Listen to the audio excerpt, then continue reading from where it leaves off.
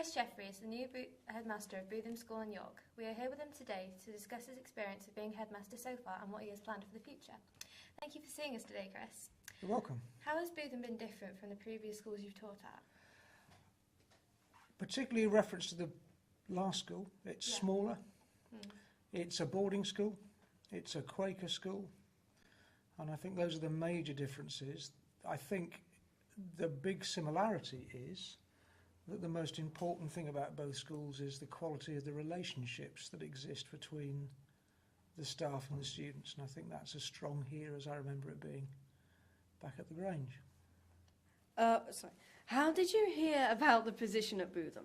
I received a letter, along with all the other head teachers in the main independent schools, from Jonathan. It arrived in my in-tray at my previous school, and I read it as I was going back to my office, and by the time I got back into my office I was so intrigued that I lifted the phone, picked up and asked for more details. So the previous headmaster, Jonathan Taylor, has certainly left a lasting legacy on the students here. How do you think the students are reacting to a new headmaster, and what do you hope to leave behind? It's quite early to start thinking about what I'm going to leave behind when I've only been here for 6 months.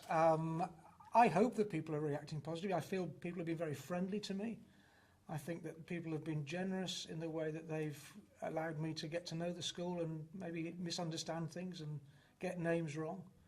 But I certainly feel very welcomed, and I hope that students feel as if I'm really keen to get to know them and to work with them. In terms of the legacy to leave behind, as I say, it's probably early days. But I certainly hope that what I will leave behind whenever I come to leave will be an even better version of Bootham, with all its quirks and Quakerlinesses and unusual ways of doing things than I inherited at the time. I think progress is absolutely essential, and if you don't move forward, the chances are that you're going to go backwards, if that doesn't sound too silly. What is your inner child's favourite part of Bootham? My inner child's favourite part of Bootham? Goodness gracious, the food, I think, and the fact that it's really bad for me, and the puddings, especially. Yeah. Do you like the Quaker ethos? How do you think it changes the dynamic of the school? I like it very much, and I think it was one of the key things that attracted me to the school. I knew very little of Quakerism and Quaker education, but immediately, to go back to the question that Milo asked about the letter, I was intrigued by what Jonathan wrote. I think that it does make a difference. It makes a difference in the nature and the quality of the relationships. It makes a difference in terms of understanding why we're here and what the point of education is. I think it makes a difference in terms of ensuring that the school helps to get the very best out of each individual, and each individual is encouraged to get the very best out of themselves. And I think to have that at the heart of the school, rather than simply grades and futures and universities, is a really interesting and seriously important part of what we do here. Who is your role model and why? Oh, that's a very difficult question. I'll give you an example of one person, and that was my history teacher at school. And he was a really interesting chap. He had been a monk and eventually had to leave being in the church because he fell in love and wanted to get married, so he couldn't be a monk anymore. And his approach to people, his approach to study, and his approach to himself was something that made an enormous impression, particularly the fact that he always wanted to be better at what he did than he had been previously. In his very last year of teaching, which sadly was also the year in which he died, as it happens, he volunteered to be part of a pilot scheme for a staff appraisal process so that he could be a better teacher at the end of the year than he was at the beginning of it. And that was really, really seminal to my understanding of how to do life. What would you consider to be the most significant project or accomplishment in your career so far? I think surviving for 12 years as a head in a school is a pretty significant accomplishment. Gosh, what an interesting question. I think having, hopefully, taken on a school that was successful academically and enabled it to be really comfortable with defining itself predominantly by its values and what it did for children in a holistic sense, while still improving the exam results, was possibly the thing that I'm most proud of. But obviously that didn't happen just through me. That happened through an awful lot of people doing an awful lot of hard work. But I think that's probably the thing that I'm proudest of, in terms of a general thing, certainly. Can you tell us about a situation that you wish had gone better? Oh, good, sounds like a proper job interview, this does. A situation which had gone better. Now, that really is a question I want to dive into very quickly.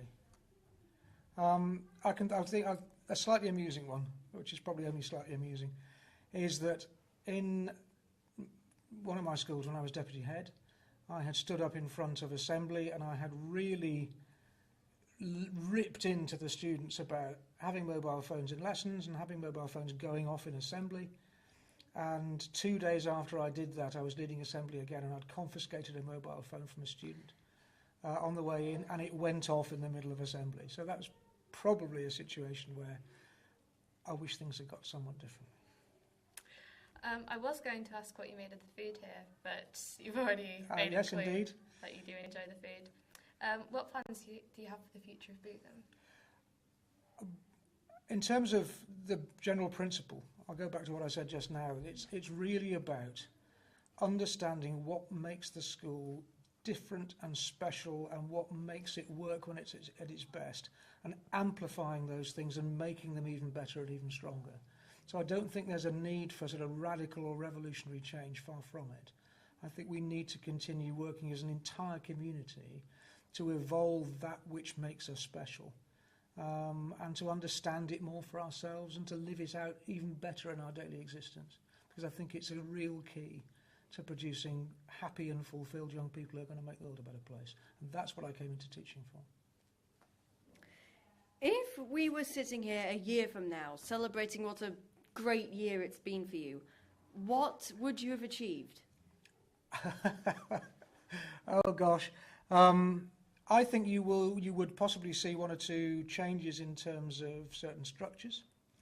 I think you would probably see one or two, certainly one very different person, rather than Suzanne being in morning meeting sitting next to me. We're going to have Martin Beer, who's our new deputy head, and that will inevitably bring certain changes of emphasis with it, as it always would do. I hope that we will see a school that understands itself better and that knows how to speak Quaker better, and that knows more about what its role and what its purpose in the lives of our young people is.